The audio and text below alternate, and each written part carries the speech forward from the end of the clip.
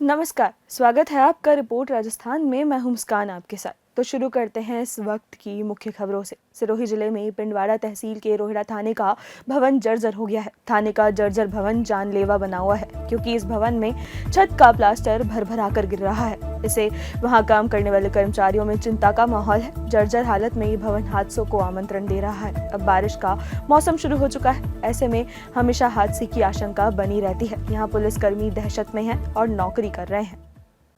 कृषि मंत्री किरोड़ीलाल मीणा ने सिरोही का दौरा किया। इस दौरान उन्होंने कई कार्यक्रमों में भाग लिया। सर्किट हाउस पहुंचने पर कार्यकर्ताओं ने उनका स्वागत किया। इस मौके पर जिला अध्यक्ष रक्षा भंडारी, विधायक समाराम गरासिया सहित बड़ी संख्या में कार्यकर्ता मौजूद रहे। बाद में मीडिया से बातचीत में किरोड़ीलाल मीणा ने कांग्रेस की पिछली सरकार पर निशाना साधा और कहा कि उसने किसानों और युवाओं को ठगा। उन्होंने किसानों के हित में जल्द बड़े फैसले लेने के संकेत भी दिए। मीणा ने कुछ बड़ी कार्रवाई के संकेत देते हुए कहा कि इसकी जानकारी समय आने पर सार्वजनिक की जाएगी। गोविंद सिंह डोटासरा पर कृषि मंत्री ने कहा कि मैं उनका काला चिट्ठा उजागर नहीं करना चाहता, नहीं तो उनका राजनीतिक भविष्य बर्बाद हो जाएगा। लोकतंत्र कोई किसी भी रूप में आंदोलन करे, उसको अधिकार, उनको कैसे मना किया जा सकता है। सर, सिरोही जिला परिषद में भी जो है फर्जी भर्ती को लेकर जो है मामला सामने आया था। कौन सा? सिरोही जिला परिषद में जेटीए को फर्जी तरीके लगा, आपको संयम लोटा ने ज्ञापन भी दिया था। हमारे पास नहीं पहुंचा संयम जी का ज्ञापन। मैं संयम जी से ले लूंगा और उसमें अगर गड़बड़ हुआ तो कार्रवाई करा दूंगा। उसमें तो उस आदमी को तो निकाल दिया गया, उस आदमी को निकाल दिया गया जेटीए को, तो जेटीए को सेवानिवृत्त कर दिया गया, मतलब सेवा से बर्खास्त कर दिया, लेकिन उसके खिलाफ में जो मुकदमा करवाना चाहिए था वो अभी तक मुकदमा नहीं हुआ। पंचायती राज विभाग है, उसके ऊपर जो अधिकारी है वो उसको बचाने में लगे हुए हैं। क्या कारण है उसको लेकर के आप क्या कार्रवाई करेंगे? हमारे यहाँ कोई नहीं बचता, मेरे यहाँ तो कम से कम कोई नहीं बचता। आपके विभाग है सर? आपने मेरी जानकारी में दिया है, मैं सारे कागज इकट्ठा करके आपको भी बताऊंगा और जोड़ा जी को बताऊंगा। ठीक सर। भरतपुर की संभागीय आयुक्त डॉक्टर टीना सोनी और डीग के जिला कलेक्टर उत्सव कौशल ने पूंछड़ी स्थित जन स्वास्थ्य अभियांत्रिकी विभाग गेस्ट हाउस में जिला स्तरीय अधिकारियों की बैठक ली। बैठक में उन्होंने मुड़िया पूर्णिमा मेला और बजट घोषणाओं के संबंध में चर्चा की। इस दौरान उन्होंने संबंधित अधिकारियों को सौंपे गए दायित्वों का निष्ठापूर्वक पालन करने और पूर्णिमा मेले के आयोजन को सफल बनाने के निर्देश दिए।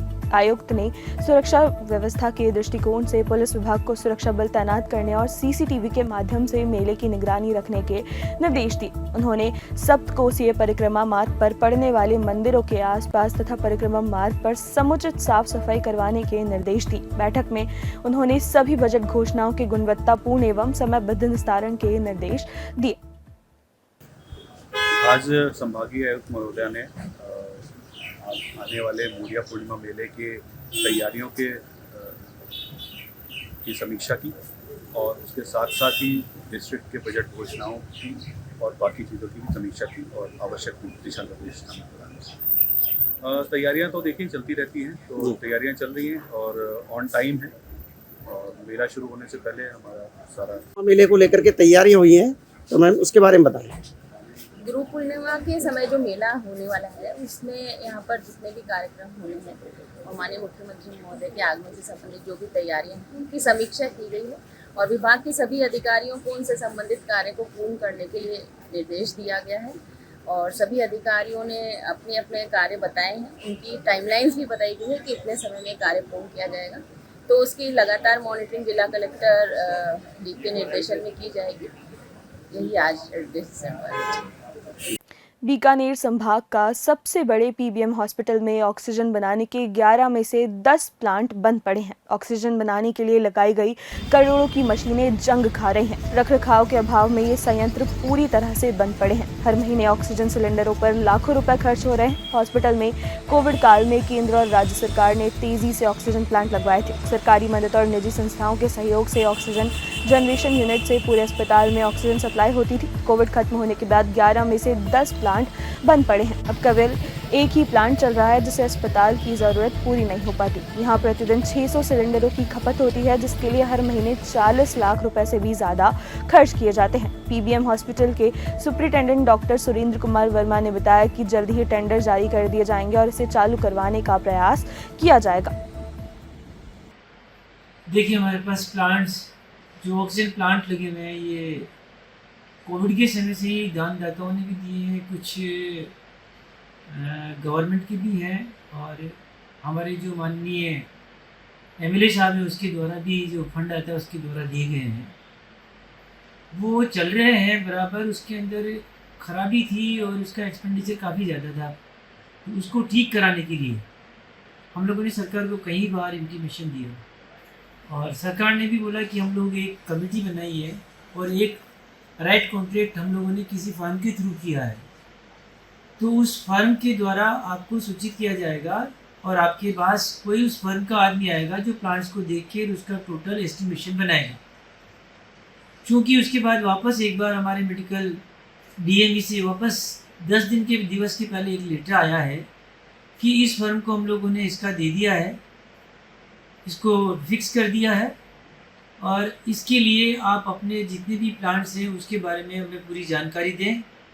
उसके अनुसार वहाँ से आदमी आके और आपको टोटल उसका एस्टिमेशन जो होगा कि इतने रुपए लगेंगे और इतना खर्चा आएगा वो बता के दे के जाएगा। उसके बाद अपने स्तर पर आप उसको ठीक कराने की कष्ट करें। लगभग 5 करोड़ रुपए की लगभग सिलेंडर आ जाता है अपने पास ऑक्सीजन के साल के अंदर हमारे पास एक्चुअली अप्रोक्सीमेटली 250 आईसीयू बेड्स इस मेडिकल कॉलेज के अंदर चल रहे हैं, कई बार ज़्यादा भी होते हैं। और ऑक्सीजन की जो रिक्वायरमेंट है वो आईसीयू के अंदर FiO2 जो हम लोग देते हैं 100% ऑक्सीजन यूज़ करनी पड़ती है जिस तरह के पेशेंट होते हैं उसके लिए, और मैक्सिमम पेशेंट्स को हम लोगों को वेंटिलेटर सपोर्ट पे रखना पड़ता है जो आईसीयू में होते हैं।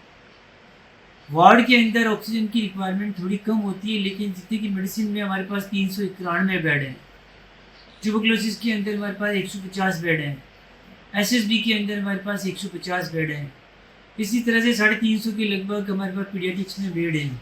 ये सभी पेशेंट के अंदर ऑक्सीजन की रिक्वायरमेंट होती है जो सीरियस पेशेंट होते हैं, तो इतना खर्चा आता है। ये तो मेरे को भी अकाउंट से बात करके करनी पड़ेगी, लेकिन हाँ ऑक्सीजन की रिक्वायरमेंट हमारे इस संभाग के सबसे बड़े अस्पताल के अंदर होती है। हनुमानगढ़ जिले की भादरा पुलिस और टिब्बी पुलिस ने आगामी त्योहारों के मद्देनजर टिब्बी थाना परिसर में CLG मीटिंग का आयोजन किया गया। इसमें CLG सदस्यों, पुलिस मित्र, ग्राम रक्षकों और सुरक्षा सखी ने भाग लिया। मीटिंग में पुलिस थाना भादरा के थानाधिकारी भूप सिंह और हंसराज लूना ने त्योहारों को सद्भावना और शांति से मिलजुल कर मनाने की बात कही। उन्होंने थाना इलाके में सांप्रदायिक सौहार्द बनाए रखने और असामाजिक तत्वों पर विशेष निगरानी रखने की हिदायत दी।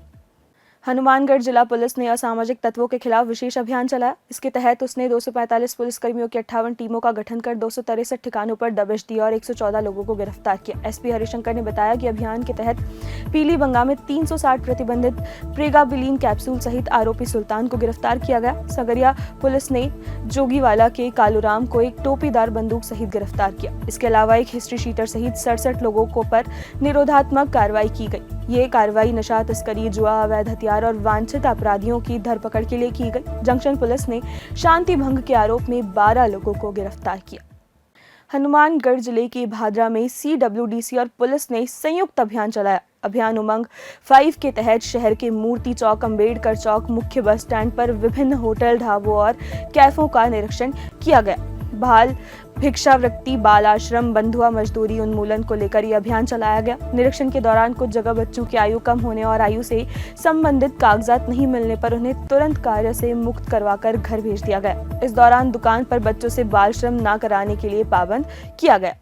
भादरा के जो बस स्टैंड है या मूर्ति चौक है या अम्बेडकर चौक है, वहाँ पे मुख्य जहाँ पे अंदेशा है भी बाल श्रमिक मिल सकते हैं, उन होटलों को या 1-2 कैफेज की शिकायत थी वो उनको भी चेक किया मैं पुलिस जाब्ता।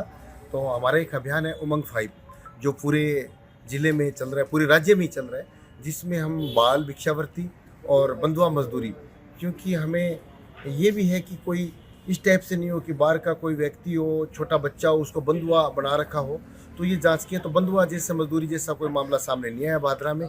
एक आधा कोई बाल श्रमिक ध्यान में आया तो उसको तुरंत प्रभाव से वहाँ से हटा दिया गया है और भविष्य में बाल श्रम नहीं करवाने के लिए हिदायत दी गई है। और भादरा में कुल मिला के अभी तक जो चेक किया है वो अभी तक सम्मानजनक है और नेक्स्ट आगे भी इसके जो कुछ यहाँ पे हाईवे पे होटल वगैरह वो भी चेक करेंगे। अगर कोई भी बाल श्रम करवाता हुआ पाया गया तो उस पर बाल श्रम अधिनियम में कार्रवाई भी की जाएगी। ईंट भट्टों पर भी बड़ी संख्या में बाल श्रमिक काम करते हैं, कभी जांच की आपने? बिल्कुल, ईंट भट्टों पे मैं समझ रहा हूँ कि राज्य में सबसे ज़्यादा अगर जांच की है तो मैंने की, हमारे CWC ने और पुलिस ने 12-13 ईंट भट्टों पे तो हमने स्कूल भी खुलवा दिए हैं जो अनौपचारिक शिक्षा के लिए। अब बारिश का मौसम स्टार्ट हो गया, उस पे ईंट भट्टों पे अब बंद रहेंगे 4-5 महीने। उसके बाद जस्ट मेरी जो SP महोदय आए हैं हमारे हरिशंकर जी, उनसे भी बात हुई है, तो हम नेक्स्ट पुलिस और प्रशासन को साथ लेके और श्रम विभाग को लेके सभी भट्टों पे, ज़्यादातर भट्टों पे हम जो प्रवासी श्रमिकों के बच्चे उनको पढ़ाने के लिए एक अनौपचारिक शिक्षा के लिए वहीं स्कूल खोलने जा रहे हैं, जो पूर्व में हमने खोल रखे हैं, जिससे बच्चे पढ़ सकेंगे और मुख्य धारा से जुड़ सकेंगे।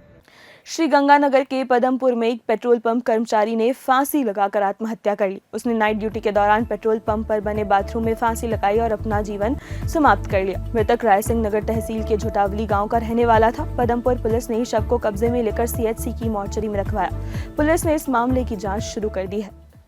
मसूदा उपखंड की देवपुरा गांव में बहते पानी में 2 बच्चे डूब गए। गोताखोरों ने इनमें से एक बच्चे को बाहर निकाल लिया, जबकि दूसरे बच्चे की तलाश जारी है। मसूदा थाना पुलिस और स्थानीय गोताखोर मौके पर मौजूद हैं और तलाशी अभियान चल रहा है। पानी देखने गए बच्चे वहां अपनी फोटो ले रहे थे, तभी पांव फिसलने से ये हादसा हुआ। इस वक्त के लिए इतना ही। ऐसी ही तमाम खबरों के लिए बने रहिए और देखते रहिए रिपोर्ट राजस्थान।